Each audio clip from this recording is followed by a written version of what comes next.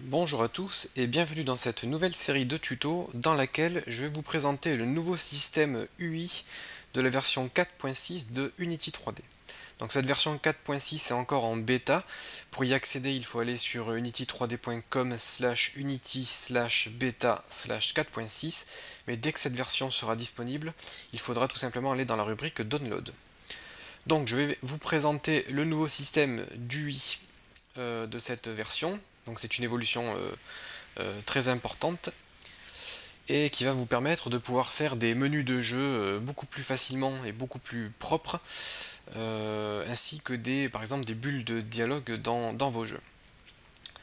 Donc je vous invite à télécharger cette version 4.6 de Unity et à l'installer. Donc comme je vous le disais en petite introduction, ce nouveau système d'UI va vous permettre de créer des menus de jeu, des menus de sélection de personnages par exemple, ou des menus d'options ou des bulles de dialogue dans votre jeu. Alors c'est une grosse évolution car auparavant pour créer par exemple des menus, il fallait soit passer par les GUI textures, ce qui posait problème car c'était des textures qui étaient calculées en fait en pixels.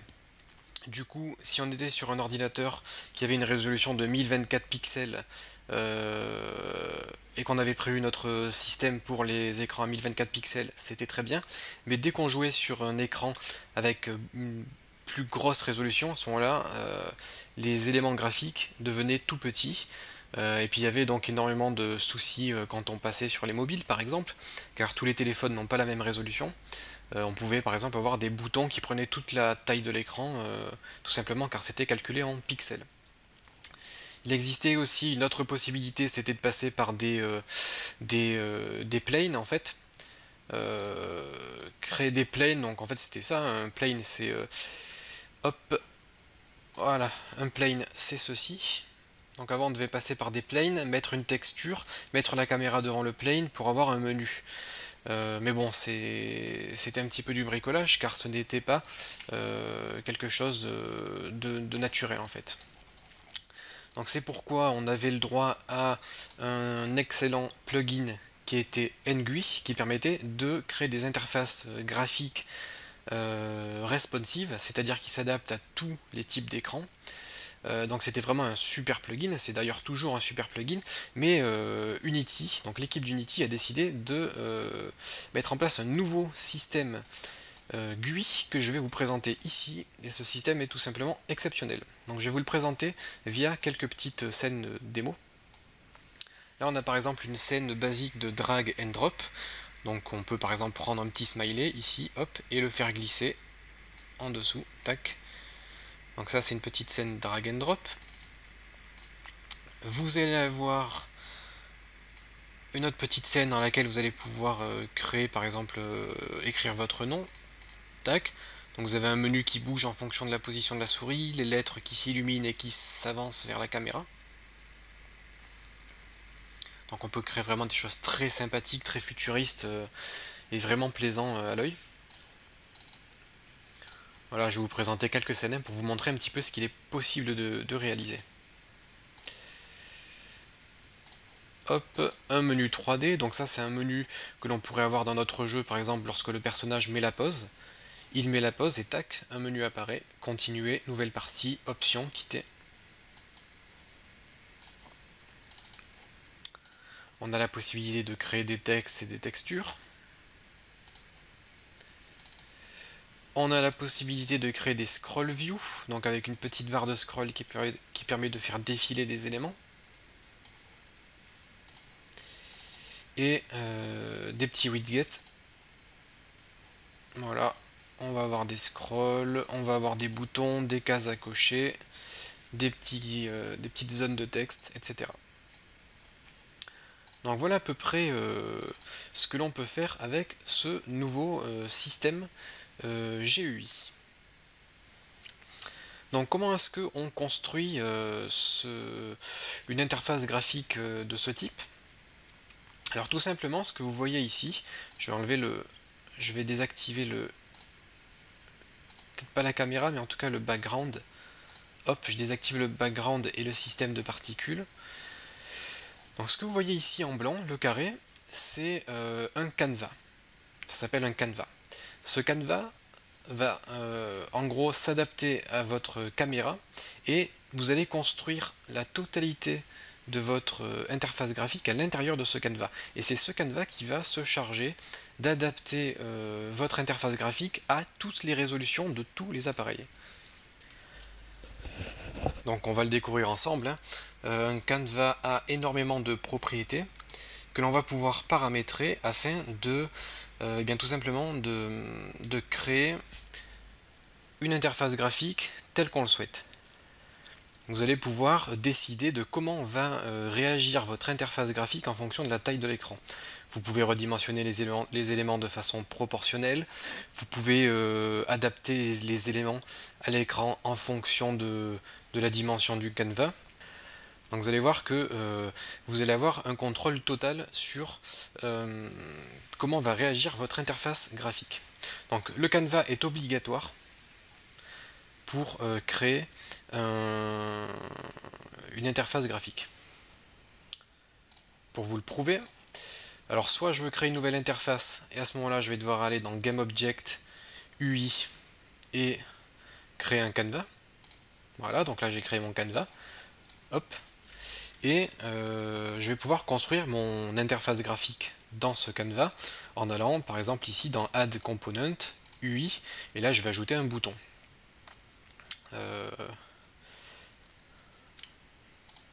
Non, c'est pas ça que je voulais faire. UI. Voilà. Donc là j'ai ajouté un bouton.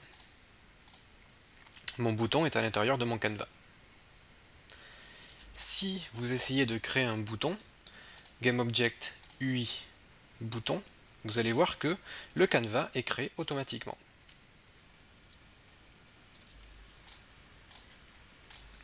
Alors ces canevas peuvent avoir plusieurs propriétés, comme je vous le disais. Alors, premièrement, je vais vous présenter une petite nouveauté de la version 4.6. Bon, déjà, vous l'avez remarqué, hein, le menu a totalement changé. On n'a plus les 3D textes, l'aiguille texture ou ce genre de choses. Maintenant, on a UI avec la totalité des éléments, les textes, les images, etc. Ce qui a aussi changé, c'est ce petit icône qui est apparu. Donc avant, lorsqu'on avait un GameObject, on avait la possibilité de le déplacer, de le faire tourner, de le redimensionner, et maintenant nous avons un nouvel élément qui va nous permettre de travailler avec les éléments d'interface.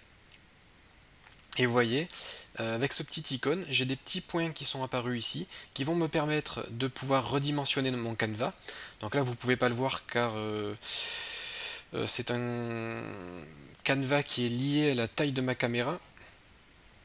Donc en gros, vous ne pouvez pas modifier le transform, vous ne pouvez pas changer ni la position du canevas, ni sa taille, ni le faire tourner. Mais si je veux vous montrer comment faire, hop, on va créer un nouveau canevas. Voilà. Et il faut mettre le canevas en world space. Donc je vais vous présenter ça tout à l'heure, hein, ne vous inquiétez pas. Donc là mon canevas, je vais avoir la possibilité de le redimensionner comme je veux, de changer sa largeur, sa hauteur, etc. Enfin, si je me mets en redimensionnement, je peux toujours le faire, mais c'est pas ce qui est conseillé. Là, on a vraiment un outil qui nous permet de travailler avec ces canevas. Cet outil va me permettre de tout faire. De modifier la taille, mais également la rotation. Si je me mets près des coins de mon canevas, vous voyez ici, j'ai un petit icône rotation qui apparaît et j'ai la possibilité de faire tourner mon canevas. Si je me mets sur le côté, j'ai la possibilité donc de le réduire dans un sens. Donc là, il y avait une... Oui, donc voilà, si j'appuie sur Shift, en fait, ça va me redimensionner mon canevas proportionnellement. Donc qu'est-ce qu'on a d'autre? Vous voyez qu'on a la position X, Y, Z de notre canevas. Donc je peux bouger la position. On a la largeur et la hauteur. On a les encres. On a le point de pivot. Donc le point de pivot, est-ce que je peux vous montrer ça? Je vous montrerai tout à l'heure comment on va pouvoir déplacer ce point de pivot. C'est le petit cercle que vous voyez au centre de votre forme. Et en fait, lorsque je vais faire tourner ma forme, comme ceci, eh bien ma forme va tourner autour de ce point de pivot. D'ailleurs, je crois que ça le... Ouais, voilà, ça le change en fait, mais on le voit pas. Là, si je mets mon point de pivot en 0, il se trouvera à gauche. Et on voit que la forme ne tourne pas comme tout à l'heure. Si on met le point de pivot au centre, c'est-à-dire 0.5, on voit que la forme tourne sur elle-même. On a la possibilité de faire des perspectives, donc de faire tourner la forme un peu comme ceci, la mettre en biais. C'est d'ailleurs ce qu'on a ici sur notre menu. Et donc je vais vous présenter les différents modes de canvas. Donc là, on a plusieurs modes de rendu. Donc vous avez le mode, alors par défaut c'est Screen Space Overlay. Screen Space Overlay, ça veut dire que votre canvas sera visible partout sur votre scène, peu importe où vous positionnez votre canevas. D'ailleurs, je peux pas le bouger là. Donc ça sera visible partout sur votre scène et ça va s'adapter à la taille de votre caméra. Enfin, ça va s'adapter à la résolution de l'écran de la personne qui va jouer.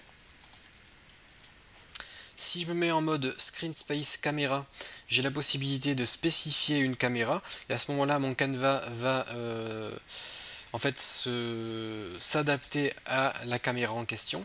Donc là, dans mon cas, c'est cette caméra ici qui est prise en compte et du coup, si je modifie, vous voyez, le champ de vision de ma caméra, et bien vous voyez que lui s'adapte automatiquement à la taille de ma caméra. Vous voyez, mon canevas se met parfaitement aux dimensions de ma caméra. Je précise également, donc chose que je n'ai pas dit tout à l'heure, lorsque je suis par exemple en Screen Space Overlay, mon menu s'affichera donc sur ma scène et sera au-dessus de tous les éléments. Donc si vous avez un monde en 3D, eh bien le menu sera au premier plan et sera devant tous les éléments du décor. Donc c'est ce qu'il faut, hein. C'est lorsque vous avez un menu pause, la pause n'apparaît pas derrière un arbre, la pause apparaît à l'écran, quoi.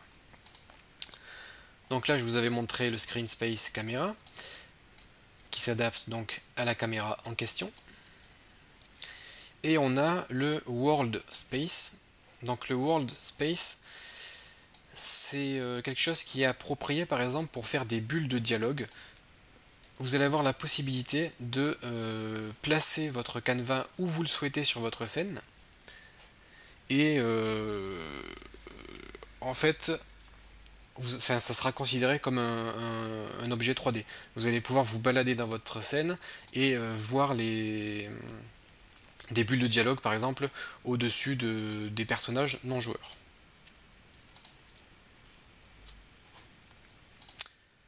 Hop, je vais réactiver un petit peu les éléments du décor, comme ceci. Et donc je vais vous montrer les bonnes pratiques lorsqu'on crée un élément graphique avec le nouveau système Unity. En fait, on doit créer un panel. Et c'est ce panel, enfin c'est un élément qui va contenir la totalité des autres éléments.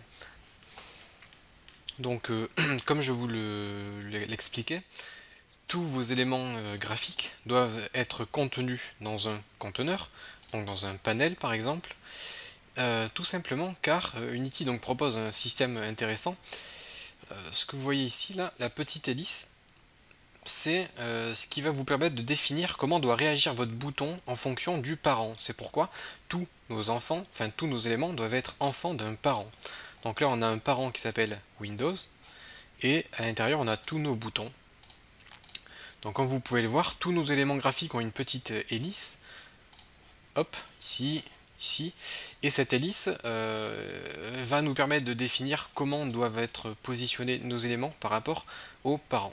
Donc par défaut l'hélice est comme ceci, et si je redimensionne donc le parent, hop, vous voyez que les enfants, donc les boutons, restent centrés par rapport aux parents. Par contre, si vous regardez ici le titre de ma fenêtre, vous allez voir qu'il s'adapte à la taille de mon parent. Donc on va s'intéresser aux petites hélices. Donc si je clique sur un bouton, vous voyez que l'hélice est centrée par rapport aux parents. peu importe le bouton sur lequel je clique, l'hélice ne bouge pas. Par contre, si je clique sur le titre, vous allez voir que l'hélice se trouve tout en haut à gauche et tout en haut à droite de mon parent. Donc on peut s'amuser, hein, si je clique sur le bouton continue et que je prends mon hélice et que je fais un peu la même chose là, hop. Vous voyez que je peux placer mon hélice où je le souhaite. D'ailleurs, j'ai même pas besoin de lancer play. Là, vous voyez que mon bouton continue, eh bien, réagit de la même façon que le titre de ma fenêtre. Mon bouton va se redimensionner proportionnellement à ma fenêtre. Donc au plus j'agrandis ma fenêtre, au plus mon bouton s'agrandit aussi, tout en conservant les marges sur le côté. Donc là, moi, je ne vais pas avoir la possibilité de vous présenter la totalité des modes de positionnement, mais vous en avez déjà énormément des prédéfinis. Donc si je clique ici dans mon Rect Transform, je clique sur ce petit icône, vous voyez, j'ai un menu qui s'ouvre, et dans ce menu, je vais avoir la possibilité de choisir pas mal d'options. On peut positionner des éléments par rapport au haut de ma fenêtre. Donc mes éléments resteront à une certaine distance du haut tout en ayant un bas, une marge en dessous variable. Enfin, vous avez plein de possibilités. Je ne peux pas toutes vous les montrer. Je peux tout simplement vous dire de les essayer une à une pour voir comment va réagir votre bouton. Donc là, si je le mets en stretch, vous voyez que mon hélice est éclaté en 4, en haut et en bas. Et du coup, hop, bon là mon bouton quitte. S'adapte aussi à ma fenêtre. Je vais essayer de les tirer. Enfin, mon bouton quitte s'adapte à ma fenêtre. Là, je l'ai remis en normal. Non. Je vais le remettre en stretch. Voilà, il va s'adapter à la fenêtre, peu importe comment je vais la redimensionner. Mais par contre, il va aussi s'adapter en hauteur. Donc là, mon bouton quitte va s'étirer dans les deux sens. Contrairement à mon titre qui, lui, reste normal. Qu'est-ce qu'on a d'autre? On peut étirer juste en hauteur, juste en largeur. On peut positionner nos éléments par rapport à la droite de notre fenêtre. Donc là, je sais pas. Voilà. En gros, je l'ai mis à droite. Ça veut dire que peu importe la taille de ma fenêtre, mon bouton quitte va rester toujours à la même distance du côté droit de ma fenêtre. Donc vous voyez là, je bouge le côté gauche, mon bouton quitte reste immobile. Par contre, si je bouge le côté droit, mon bouton quitte va se déplacer. Bon, en général, on laisse les éléments, je vais le remettre, hop. En général, on laisse l'hélice au centre. Après, vous pouvez décider de mettre l'hélice ailleurs, par exemple pour créer des effets de perspective, etc. Donc voilà à quoi sert de mettre des éléments enfants d'un panel. Ça va vous permettre de pouvoir positionner vos éléments en fonction de la taille de votre panel et donc faire en sorte qu'ils réagissent chacun d'une façon adaptée. Donc voilà, c'est tout pour cette vidéo. Dans la prochaine, nous allons voir comment, par exemple, créer des petits boutons et comment créer des effets lorsque l'on va cliquer sur nos boutons.